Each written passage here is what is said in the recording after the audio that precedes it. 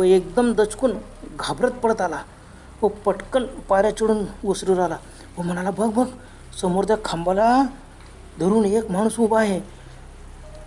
तो डोळे वटरून माझ्याकडे पाहत आहे. मी समोर पाहिले. आता मी बाहेर ओसरीवरच उभा होतो. खांब्याजवळ तर कोणीच नव्हते. मी म्हणालो, अरे, खांब्याची लाईट चालू आहे व खांब्याजवळ एवढा उजेड आहे, तिथं तर कोणीच नाही. पण कांत म्हणाला, अरे काय कमाल करतो. तो काय बघ, पांढरा शर्ट व धोतर नेसलेला तो माणूस पावसात पूर्ण भिजलेला आहे व डोळे वटरून माझ्याकडे पाहतो आहे. तुला कशी दिसत नाही? मी म्हणालो, अरे, तिथे कोणीच नाही.